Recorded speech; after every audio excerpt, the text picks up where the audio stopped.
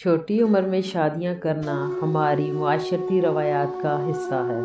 لڑکا لڑکی جوان ہوئے بس اب شادی کر دو، سمجھ ہو یا نہ ہو، صحت اس قابل ہو یا نہ ہو، یہاں تک کہ کچھ گھروں میں ان کے الگ کمرے کا بھی انتظام نہیں کیا جاتا۔ میں ختیجہ ہوں۔ میری شادی 15 سال کی عمر میں فاروق سے کر دی گئی۔ میں اس وقت 8ویں جماعت میں تھی۔ فاروق کے گھر والے ہمارے دور کے رشتہ داروں میں سے تھے۔ ان کی 3 بہنیں اور 6 بھائی تھے، جن میں سے کسی کی بھی شادی نہیں ہوئی تھی۔ فاروق اپنے بھائی بہنوں میں چوتھے نمبر پر تھے۔ میرے سسرال میں کل 3 کمرے تھے، جس میں 11-12 لوگ پہلے ہی رہ رہے تھے۔ مجھے جو کمرہ دیا گیا وہ کچھ ایسا تھا کہ گھر میں موجود ایک بیت الخلاء کا راستہ میرے کمرے سے ہو کر گزرتا تھا۔ میں فاروق کو بالکل بھی نہیں جانتی تھی، نہ کبھی بات ہوئی تھی اور نہ ہی ملاقات۔ بڑوں میں بات طے ہوئی اور شادی ہو گئی۔ شادی کی پہلی رات فاروق نے صرف یہ بتایا کہ مجھے کیا کرنا ہے اور کیا نہیں، کیسے رہنا ہے، کیسے کپڑے پہننے ہیں اور کون کون سی ذمہ داریاں اٹھانی ہیں۔ میری شادی کی پہلی صبح عام لڑکیوں کی طرح بالکل بھی نہیں تھی۔ دن گزرتے رہے، 12 لوگوں کا 3 وقت کا کھانا بنانا، روز کے کپڑے دھونا، کام کرتے کرتے ساس اور نندوں کی باتیں سننا۔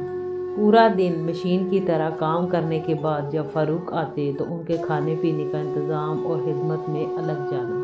فاروق کی عادت تھی کہ جب وہ گھر آتے تو اتنے تھکے ہوئے ہوتے کہ مجھ سے کوئی بات نہ کرتے، اپنی امی کے پاس جا کر بیٹھ جاتے اور انہی کے پاس مجھے انہیں کھانا پیش کرنا ہوتا تھا، جس کے بعد وہ کمرے میں سونے کے لیے چلے جاتے تھے۔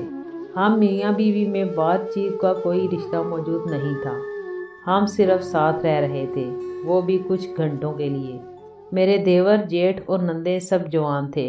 مجھے اس گھر میں دن بھر انتہا سے زیادہ مشکل اٹھانی پڑتی تھی، لیکن میں اس کے متعلق کسی سے بھی بات نہیں کر سکتی تھی، کیونکہ رخصتی کے وقت مجھے کہا گیا تھا کہ تمہیں جو بھی مسئلہ ہو اپنے سسرال میں ہی رہنا، ہم سے آ کر کچھ کہنے کی ضرورت نہیں۔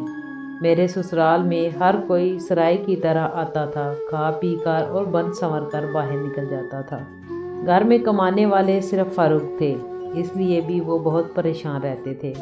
فاروق کی امی کی عادت بھی تھی اور میری ڈیوٹی بھی کہ مجھے سونے کے لیے جانے سے پہلے ان کی ٹانگیں دبانی ہوتی تھیں۔ فاروق کمرے میں جا کر سو جاتے تھے، میں ان کی امی کی ٹانگیں دباتی رہتی۔ جب وہ سو جاتی تو مجھے کمرے میں جانا ہوتا تھا۔ ایک دن اسی طرح ٹانگیں دباتے دباتے میری آنکھ لگ گئی۔ صبح 5 بجے سے شروع ہونے والا مشقت سے بھرا دن رات 2 یا 3 بجے تک جاری رہتا تھا۔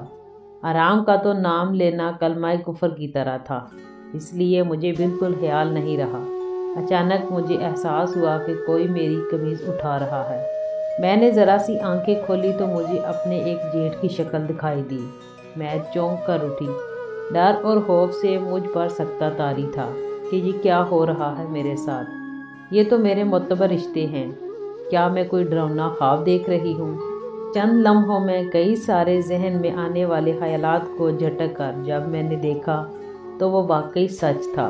میں نے فوراً اپنے جیٹھ کا ہاتھ زور سے پکڑ کر اسے دور دھکیلا۔ وہ وہاں سے فوراً بھاگ گئے۔ میرے ساتھ یہ سب کچھ اس وقت ہوا جب میں اپنی ساس کے پاؤں میں سو گئی تھی۔ اس کے بعد مجھے نیند نہ آئی۔ صبح فاروق کام پر چلے گئے۔ میں نے اپنی ساس کو یہ بات بتائی تاکہ وہ میرے لیے کچھ کریں۔ وہ بھی ایک عورت ہیں، اس لیے وہ میری کیفیت کو سمجھیں گی اور اپنے بیٹے کو سزا دیں گی، مگر مجھے بہت حیرت ہوئی اس وقت جب انہوں نے کہا کہ خبردار، اگر یہ بات فاروق سے کہی زبان چیر دوں گی۔ بھائیوں میں لڑائی جھگڑا کروانا چاہتی ہو؟ بات سمجھ لو، میں فاروق کے منہ سے کچھ نہ سنوں، ورنہ اپنے گھر کا راستہ تو تمہیں معلوم ہی ہے۔ تو میرا آپ سے سوال ہے، کیا سسرال میں عورت محفوظ ہوتی ہے؟ سسرال میں عورت کی عزت کا محافظ کون ہوتا ہے؟ اپنی رائے سے ضرور آگاہ کریں۔